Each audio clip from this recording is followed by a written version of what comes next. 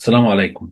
ترتيب العناصر في صفحة ال HTML بتاعتنا وازاي بتظهر على الفرونت اند قدام اليوزر من اكتر الحاجات اللي بتعمل مشاكل لاي ديفيلوبر، لان العناصر ال HTML ممكن تركب على بعض ففي حاجة تغطي على حاجة. في محاضرة النهاردة هنتعلم الزد اندكس وازاي بنقدر نرتب العناصر فوق بعض بحيث ان احنا نظهر حاجة قدام وحاجة ورا. كمل معانا الفيديو هنعرف تطبيق عملي مهم جدا للزد اندكس. وكمان تابعنا كود فيرس اكاديمي هيوصل لك كل جديد في مجال البرمجة، تقدر تطور نفسك وتطور شغلك. ما تنساش سبسكرايب، هتلاقي كل نقاط القناة على السوشيال ميديا موجودة في الديسكريبشن. جهز نفسك وحضر لعبك ويلا بينا نبدأ.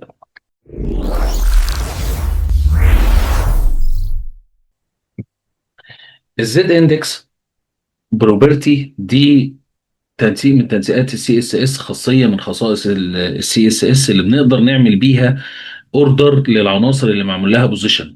وادي اول حاجه عندنا في محاضره النهارده، ان احنا لازم نبقى عاملين بوزيشن. الزد اندكس عشان يشتغل لازم نبقى عاملين واحده من الاثنين، يا اما بوزيشن يا اما فليكس، يا اما دي يا اما دي. الزد اندكس ما بيشتغلش لوحده، لازم يا اما في بوزيشن يا اما في فليكس. وهتلاقوا في الديسكريبشن بتاع المحاضره لينك بيودينا على محاضره البوزيشن في السي اس اس. طيب، بما ان هو بيرتب على العناصر على صفحه الاتش في صفحه الاتش تي ام ال بتاعتنا وازاي بتظهر في الفرونت اند، فهو كمان بيقول لنا مين اللي هيبقى في الفرونت، مين اللي هيبقى قدام اليوزر، ومين اللي هيبقى في البيهايند. لان طول ما العناصر واخده بوزيشن فده ممكن يعمل اوفرلاب، يعني العناصر تيجي على عناصر فتغطيها فما تبقاش باينه. كمان في الزد اندكس الاليمنت ممكن ياخد بوزيتيف او نيجاتيف اوردر باستخدام الزد اندكس، يعني ترتيب بالسالب او ترتيب بالموجب. تعالوا نبدا نطبق ده عملي عشان يبان معانا الحاجه اللي انا اقصدها. تعالوا هنعمل كده. مثلا H1 انا اسف، نكتب بالعربي H1 كده، ونكتب هنا هلو تو فيرس اكاديمي. وعندنا ايه H1 اهي كده. H1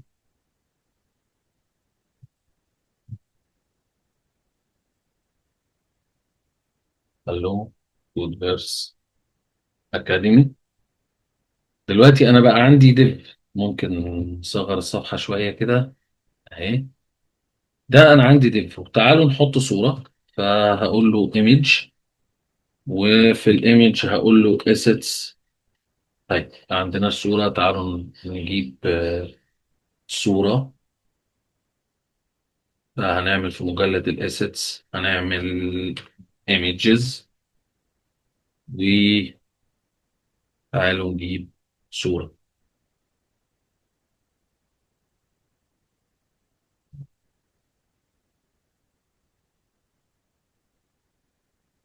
نجيب اي صورة كده من على الجهاز بتاعنا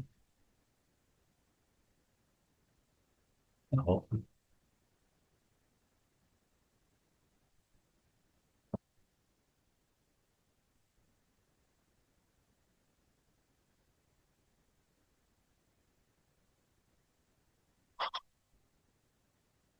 احنا محتاجين اي صورة نحطها بحيث ان ايه نستخدمها ونبين الزد اندكس عن طريقها. تمام. فهندخل على اي مشروع من المشاريع اللي عندنا ونجيب اي صورة منه، او ندخل على الجوجل ونجيب اي صورة. ممكن ندخل على جوجل بسرعة كده ونقول له فري بيكتشرز. مهم جدا طبعا حقوق النسخ، ان احنا نراعي حقوق النسخ. فممكن هنا من موقع بيكسل ونجيب اي صورة. اي صورة تكون مجانية كده مثلا، وفري داونلود. بس كده انا الصورة بقت موجودة عندي. نرجع للموقع بتاعنا، نقفل ده. مهم جدا ان انت لما تيجي تشتغل على الصور تكون الصورة مجانية. فهنروح على الداونلود وهنحط الصورة عندنا في المشروع بتاعنا. كده انا بقت عندي الصورة اهي. ممكن نعمل لها رينيم، وليكن اي ام جي. ما احنا مش شرط ان يعني الاسم الطويل ده ما هيبقاش حلو طبعا. فهنيجي هنا كده ونبدأ نحط الصورة، ادي ايمجز، ومن ايمجز هنحط الصورة كده. طبعا الصورة هنا كبيرة، ممكن نديها ويدز وايه، ويدز وهايت. فطالما احنا عاملين السي اس اس بتاعنا ومجهزينه، فالافضل ان احنا ندي للصورة الايمج بتاعتنا، نديها الويدز والهايت هنا. فادي ويدز، والويدز ده هنقول له وليكن مثلا 25%. انا مش عايز اكتر من كده. فادي الصورة بتاعتنا بقت 25%. طيب، بعد كده بعد ما حطينا الصورة وحطينا كلام، هنبدأ نحط باراجراف. فهاجي احط بي، وفي البي ده هقول له لوريم، وندوس انتر. فكده انا بقيت عندي صورة، وعندي كلام في بي، وعندي في الصفحة بتاعتي H1. هنيجي دلوقتي على الصورة دي وهديلها بوزيشن ابسوليوت. بوزيشن ابسوليوت. فدلوقتي بقت الصورة على الكلام، الصورة بقت على الكلام. دلوقتي احنا نقدر نستخدم الزد اندكس. لو انا جيت قلت له انا عايز الصورة ليفت 0 بكسل، يعني من الشمال 0 بكسل، وعايزها توب 0 بكسل برضو، فهتبقى فوق. شايفين هي دلوقتي مغطية على H1 ومغطية على الكلام. لو انا بقى جيت قلت له دلوقتي زد اندكس، وجيت في الزد اندكس دي قلت له -1، اشتغلت بالنيجاتيف، هتلاقي ان الصورة بقت ورا الكلام، ورا الهيد 1 دي، وبقت ورا الكلام. فدلوقتي انا قدرت اتحكم في مين اللي يبقى ورا ومين اللي بقى قدام. طب لو انا جيت قلت له ان ال H1 زد اندكس هي اللي -1، والايمج 0، فهتلاقي ان الايمج طلعت قدام والكلام والبي بقوا ورا. طب جيت قلت له ان البي، طبعا لازم عشان نشتغل هنعمل بوزيشن ابسوليوت كده، نتاكد نبقى حاطين البوزيشن ابسوليوت معايا. شايفين دلوقتي اول ما حطيت البوزيشن ابتدوا يشتغلوا معايا. الاول ما كانوا شغالين، الزد اندكس عشان خدت صفر، الزد اندكس عشان خدت صفر طلعت قدامهم كلهم. لما انا اديت البوزيشن ابسوليوت والزد اندكس -1، رجعوا وراها. ليه؟ لان هم خدوا الترتيب البيهايند. تعال على الباراجراف هنا، هنعمل البوزيشن ابسوليوت والزد اندكس، بس هنا هنقول له 1. فهنلاقي ان الكلام بقى هو اللي قدام، الباراجراف بقى هو اللي قدام، بعديه وراه الزيرو اللي هي الايمج، بعديه الاتش 1 اللي هو العنوان بتاعي.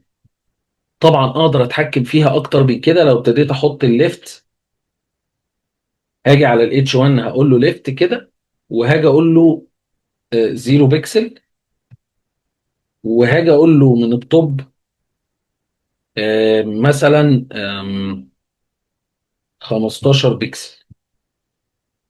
فهتلاقيه لا، ممكن نكترها شويه عن 15، ممكن 35 مثلا.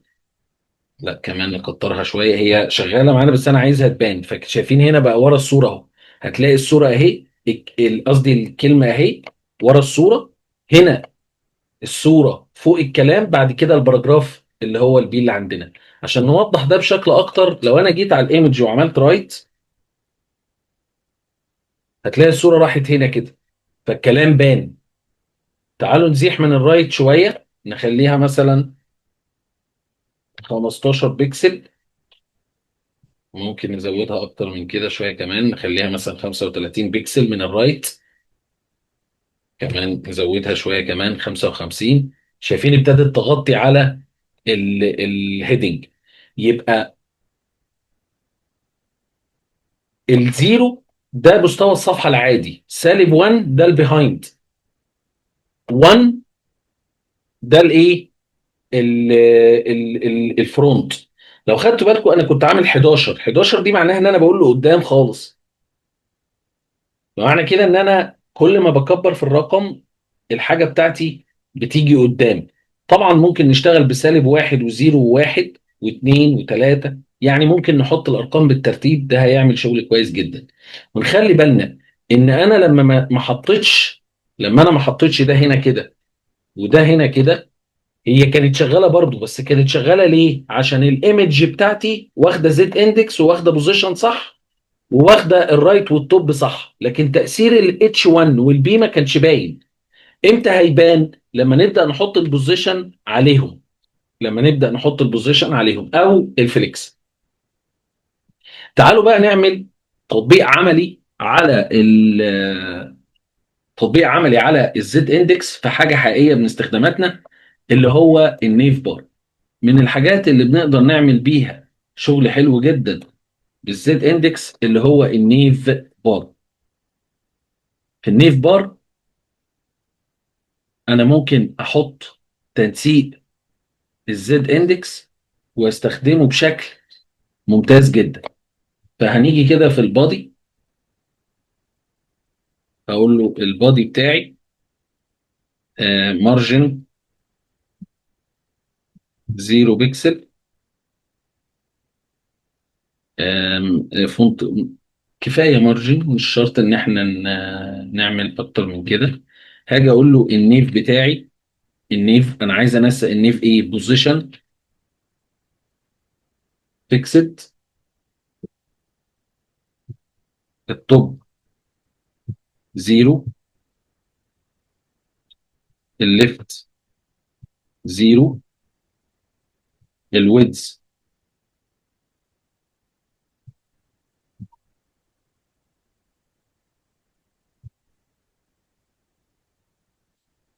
100%، الباك جراوند كولر عشان عشان الحاجه تبقى باينه، باك جراوند كولر. وممكن نقول مثلا التنسيق ده. طبعا كل حاجه لحد دلوقتي لسه مش باينه لان انا لسه ما كتبتش حاجه وما عملتش حاجه. الكولر وايت، بادنج مثلا 15 بكسل و20 بكسل. وهنيجي بقى دلوقتي نعمل زد اندكس. بصوا بقى الزد اندكس هديله مثلا 1000 كده، تمام، عشان يبقى اعلى من اي حاجه تانية، يبقى اعلى من اي حاجه تانية. طيب، يعني هو يبقى دايما في الفرونت. هاجي اقول له هنا كده دوت كونتنت، عندي كلاس اسمه كونتنت هنديله تنسيقات. مارجن توب، عايز اعمل له هامش من اعلى بمقدار 80 بكسل. وكمان هديله بادنج 20 بكسل من كل الاتجاهات. كمان هعمل كلاس اسمه سيكشن، كلاس ده هنديله الهايت مثلا 800 بكسل، وانا هكبر الهايت عشان لما اجي اعمل الديف بتاعي يبقى باين، فالهايت هنا هيبقى كبير. طبعا ممكن نشتغل بالفي اتش او باي وحده قياس تانية غير البي اكس، ولكن خلينا نكمل مثالنا. الباك جراوند بتاعي مثلا لينير جريدينت، وهقول له وايت، واللون ده.